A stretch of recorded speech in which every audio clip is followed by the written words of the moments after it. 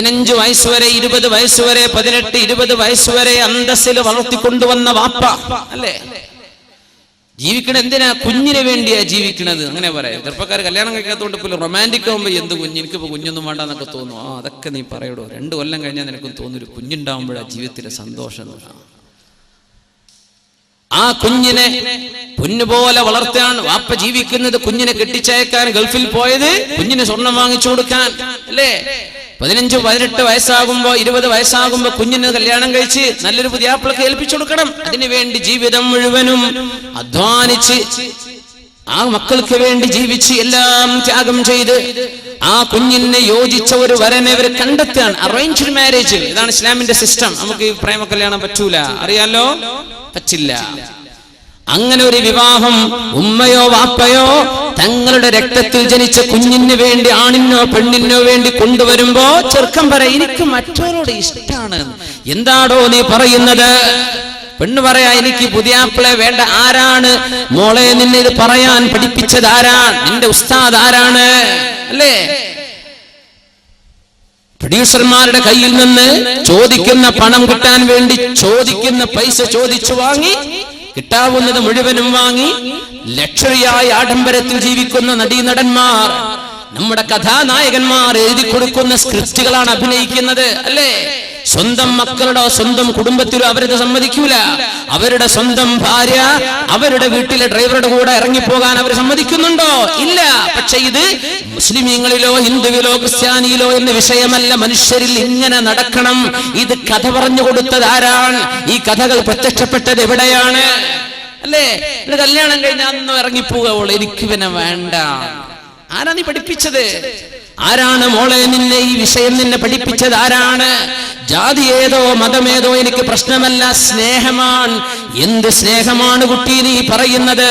നിന്റെ മുഖത്തെ ചുറുക്ക് കണ്ടിട്ടോ ഭംഗി കണ്ടിട്ടോ നിന്നെ സ്നേഹിക്കുന്ന ആണ് നിന്നെക്കാൾ ഭംഗിയുള്ള വേറെ പെണ്ണിനെ കണ്ടാൽ ഇവൻ അവളുടെ കൂടെ പോകില്ലേ? പോയിട്ടില്ലേ? പോകുന്നില്ലേ? നീ വിചാരിച്ചു നിന്റെ സ്വന്തം എന്ത് മണ്ടാങ്ങട്ട, നിന്റെ സ്വന്തല്ലേ?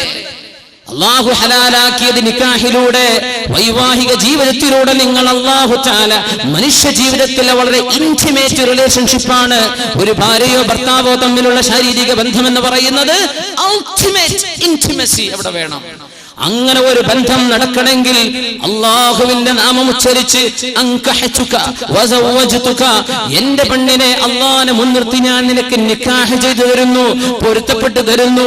ബിമഹരി കദാ, എന്റെ റസൂൽ പഠിപ്പിച്ചത് അതാണ്. ഇന്ന മഹറിന് നിനക്ക് ഞാൻ വിവാഹം ചെയ്തു തന്നു എന്ന് ഈ പെണ്ണിന്റെ വലിയ ഉത്തരവാദപ്പെട്ട ആള് ഏൽപ്പിച്ചെങ്കിൽ മാത്രമേ പെണ്ണെ നിന്റെ ശരീരം നീയുമായി ഒരു ബന്ധവുമില്ലാതിരുന്ന ഒരു അന്യപുരുഷൻ അന്യ മുസ്ലിമിന് ഹലാലാകുന്നത്.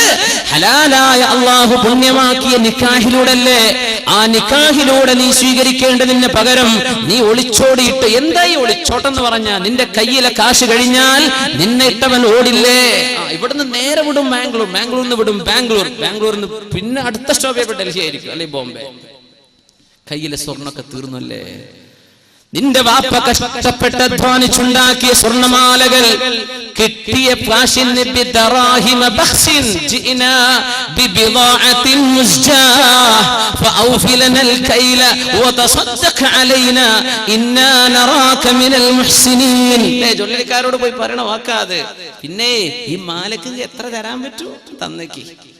ഗ്രാമിന് ഇത്ര, അതിന്റെ പണിക്കൂലി ഇത്ര, പണി കുറവ് ഇത്ര എന്നൊക്കെ പറഞ്ഞ് അധ്വാനിച്ച് ഒരുപാട് കാശിന് വാങ്ങിക്കൂട്ടിയ നിന്റെ സ്വർണ്ണമാലകളും വളകളും ഏതെങ്കിലും ടൗണുകളെയോ സെറ്റുകളിലെയോ കണ്ട ജ്വല്ലറിക്കാരന് കിട്ടിയ കാശിന് വലിച്ചെറിഞ്ഞു കൊടുത്ത് അതുകൊണ്ട് കൂത്താടി ജീവിച്ച് 1 മാസം നിന്റെ കൂടെ നിന്റെ ശരീരത്തിൽ ഹറാമായത് നീയും അവനും ആസ്വദിച്ചു കഴിഞ്ഞാൽ ഇവന് നിന്നെ പിടിച്ചു നിർത്താൻ കഴിയോ? പിന്നെ നിന്നെ കാഴ്ചവെച്ചില്ലേ മറ്റുള്ളവർക്ക്? നിന്നുകൊടുത്തല്ലേ?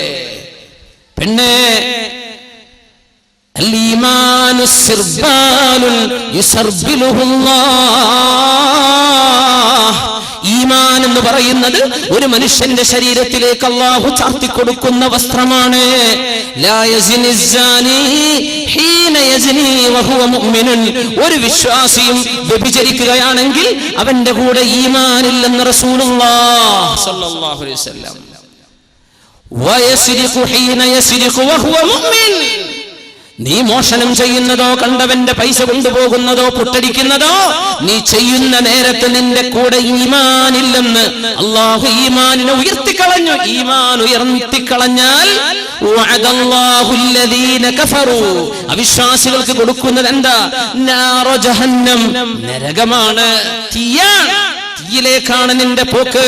ഇതൊന്നും ചിന്തിക്കാതെ നിന്റെ ഭർത്താവ് നിന്നെ നിക്കാഹ് ചെയ്ത ഭർത്താവ് ഉണ്ടായിരിക്കെ, ആ ഭർത്താവിൽ നിനക്ക് ഹലാലായ 1, 2, 3 മക്കള് ജനിച്ചിരിക്കെ, അല്ലെങ്കിൽ നിന്റെ കല്യാണം നടന്നിട്ടില്ല എന്ന് വിചാരിക്കെ, നീ വല്ല +2നോ നീ വല്ല ഗ്രാജുവേഷനോ പഠിക്കാന്ന് വിചാരിക്കെ പെൺകുട്ടി, എന്നിട്ട് കണ്ടവന്റെ കൂടെ ഇറങ്ങിയോടി നിന്റെ ശരീരം ഹലാല് കൊണ്ട് സ്വീകരിക്കേണ്ടതിന് പകരം ഹറാമ് കൊണ്ട് മലിനപ്പെടുത്തി പിന്നെ നീ നിക്കാഹ് ചെയ്തിട്ടെന്ത് കാര്യം? അള്ളാഹു അനുവദിച്ചതിനെ നീ പിച്ചു ചീന്തുകയും ഹറാമാക്കിയതിനെ നിന്റെ ശരീരത്തെ മലിനപ്പെടുത്തിയില്ലേ നിന്റെ ബന്ധത്തെ? അതുകൊണ്ടല്ല സഹോദര, പ്രേമ കല്യാണങ്ങൾ നിലനിൽക്കാത്തത് എന്താ? എന്തായി പൊളിഞ്ഞു പോണത്? താരെ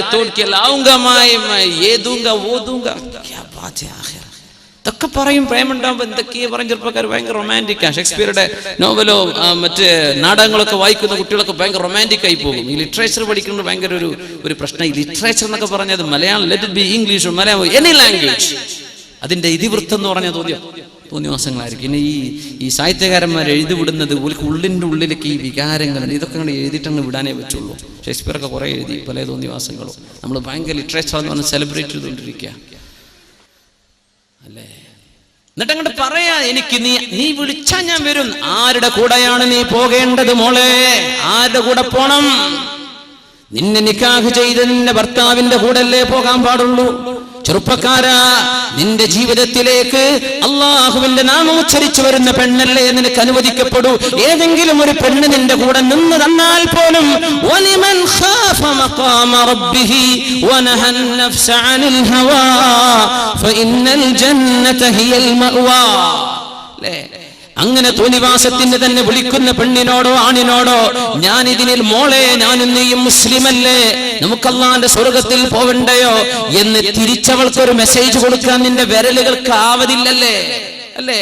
നിന്റെ വാട്സപ്പിലോ നിന്റെ ഫേസ്ബുക്കിലോ എന്തെങ്കിലും ഇങ്ങനെ ലവ് മെസ്സേജുകൾ വരുമ്പോ നീ ഫ്രണ്ടായിട്ട് അന്യ ആണുങ്ങളെയോ പെണ്ണുങ്ങളെയോ ആഡ് ചെയ്യുന്നത് തന്നെ ഹറാം. ഈ ഫേസ്ബുക്ക് തന്നെ കിതാബ് കൊണ്ടപ്പോ കുടുങ്ങിയത് വല്ലാത്തൊരു കിതാബായി പോയി. അതിൽ എല്ലാ തെറ്റുമുണ്ട്, ചെറുതും വലുതൊക്കെ ഇല്ല. സുബ്ഹാനല്ലാഹ്. തിന്മയിലേക്ക് നമ്മുടെ സെക്ഷൽ ഏർജസ്, മനുഷ്യന്റെ വൈകാരികമായ തൃഷ്ണകൾ സ്റ്റിമുലേറ്റ് ചെയ്യുന്ന വാക്കുകൾ, അത്തരം മെസ്സേജുകൾ വരുന്ന സമയത്ത് ഒന്ന് റിപ്ലൈ ചെയ്യാതിരിക്കുകയോ അവൾക്കൊരു ഉപദേശം കൊടുക്കുകയോ അവനെ ഒന്ന് ഉപദേശിക്കുകയോ ഒരായത്തോ ഒരു ഖുർആനോ ഏതെങ്കിലും ഒരാളുടെ ഒരു പ്രഭാഷണത്തിന്റെ ലിങ്ക് എന്തെങ്കിലും അയച്ചു കൊടുത്ത് അവരെ നന്നാക്കേണ്ടതിന് പകരം അവരുടെ കൂടെ പിശാചിന്റെ കൂടെ ഇരുന്ന് നിങ്ങൾ തന്ത്രങ്ങൾ മെനഞ്ഞല്ലേ? അല്ലേ? വല്ലാഹു യഅലമു ഖായിനതൽ അയുനി വമാ തുഖ്ഫിസ് സുദൂർ. ഹൃദയങ്ങൾക്കുള്ളിൽ നിങ്ങൾ മറച്ചു വെക്കുന്നതെല്ലാം അല്ലാഹു കണ്ടുകൊണ്ടിരിക്കുകയാണ്. ലാ ഖൈറ ഫീ കസീരിൻ മിൻ നജ്വാഹും ഇല്ലാ മൻ അമറ ബിസദഖത്തിൻ ഔ മഅറൂഫ്. നിങ്ങളുടെ സംഭാഷണങ്ങളിൽ ഖൈറില്ല കേട്ടോ. അല്ലാഹുവിനെ പറ്റിയാണോ നിന്റെ ആഖിറത്തെ പറ്റിയാണോ അവിടെ ചർച്ച? അല്ലാത്ത ചർച്ചകൾ വൃഥാവിലാണ്. നിന്റെ ഒരുപാട് സെക്കൻഡുകൾ നീ നഷ്ടപ്പെടുത്തിയില്ലേ? കണ്ടവന്റെ കൂടെ ഇറങ്ങിപ്പോവാൻ ആരാണ് നിന്നെ പഠിപ്പിച്ചത് മോളെ? എന്റെ മുഅ്മിനെ, ഇതൊക്കെ നമ്മുടെ TV സംസ്കാരമല്ലേ മുഅ്മിനെ? അല്ലേ? നിങ്ങൾ പറഞ്ഞു ഇവിടെ വേറെ അറിയണ്ട ഉസ്താദന്മാര് ജാതി മതം നോക്കാൻ നീ ഇറങ്ങിപ്പോയിക്കോ. മുസ്ലിമായിട്ട് മസ്അല പറയാം. ഫിഖ്ഹിന്റെ മസ്അല എന്താ? മുസ്ലിമായിട്ട് ജീവിക്കുന്ന ആണും പെണ്ണും, മുസ്ലിമായിട്ട് നിക്കാഹ് ചെയ്ത ആണോ പെണ്ണോ, ഏതെങ്കിലും ഒരാൾ ഇസ്ലാമിൽ നിന്ന് പുറത്തു പോയാൽ ആ നിമിഷം അവരുടെ നിക്കാഹ് ബാത്തിലാണ്. ത്വലാഖ് ചെല്ലേണ്ട ആവശ്യമില്ല. എങ്ങനെ? മുസ്ലിമായ ആണും പെണ്ണും അള്ളാഹു അനുവദിച്ച നിക്കാഹിലൂടെ വിവാഹത്തിലേക്ക് പ്രവേശിച്ചിട്ട് ഏതെങ്കിലും ഒരുത്തനോ ഒരുത്തിയോ യുക്തിവാദിയോ ഹിന്ദുവോ ക്രിസ്ത്യാനിയോ ഏതെങ്കിലും മതത്തിലേക്ക് ഇസ്ലാമേതര ദീനിലേക്ക് പോയാൽ ആ നിമിഷം രണ്ടുപേരും ബാഇന, ഒരിക്കലും തന്നെ കൂടിച്ചേരാൻ പറ്റാത്ത രീതിയിൽ അവർ വേർപിരിയും. ഇതാണ് ശർഇന്റെ നിലപാട്. അതുണ്ടായിരിക്കെ പേരോ നാടോ ഊരോ സംസ്കാരമോ മതമോ നോക്കാതെ മുസ്ലിം പെണ്ണെ, നിന്നെ കുറിച്ച് എനിക്ക് ബേജാറുണ്ട്. മുസ്ലിം ചെറുപ്പക്കാര, നിന്നെ കുറിച്ചാണ് എനിക്ക് പ്രശ്നം. മുസ്ലിമീങ്ങൾ പലരുണ്ട്, അവരെ പറ്റിയല്ല, ആ ഉമ്മത്തിനെ പറ്റി എന്നോട് ചോദ്യമില്ല, ആ ഉമ്മത്തിനെ കുറിച്ച് എന്നോട് ചോദ്യമില്ല. പക്ഷേ മുസ്ലിമാണെന്ന് പറഞ്ഞു നടക്കുന്ന ചെറുപ്പക്കാരാ, ഇതാണ് അള്ളാഹുവിന്റെ നിയമമെന്ന് ഞാൻ പറഞ്ഞു തന്ന് നിനക്ക് വേണമെങ്കിൽ സ്വീകരിക്കാം, വേണ്ടെങ്കിൽ തള്ളിക്കളഞ്ഞോ, പറയൽ എന്റെ ബാധ്യതയാണ്. ഒരന്യ പെണ്ണിനെ, മുസ്ലിമല്ലാത്ത പെണ്ണിനെ, മുസ്ലിമിനെ പോലും മുസ്ലിമത്തായ ഒരു അന്യ ആണിനെയോ പെണ്ണിനെയോ ആരാണ് സഹോദര നിനക്ക് പ്രേമിക്കാൻ ലൈസൻസ് തന്നത്? അതാരാ തന്നത്? പിന്നല്ലേ ഒളിച്ചോട്ടം. നിനക്ക് പറയാൻ പറ്റൂ എനിക്ക് അവളെ ഇഷ്ടമായി? ആര് തന്നടോ? ആര് തന്നു ഇങ്ങനെ നിനക്ക് പെർമിഷൻ? ആര് തന്നു? അവനവന്റെ ശരീരത്തിന് ആഗ്രഹങ്ങൾ കാണും, ഹോർമോണുകൾ വളരും, ഇതൊക്കെ സയൻസ് പറയും. പക്ഷേ ഈ ശരീരത്തെ നിയന്ത്രിക്കുന്നതിനാണ് അല്ലാഹു സ്വർഗം തരുന്നത്.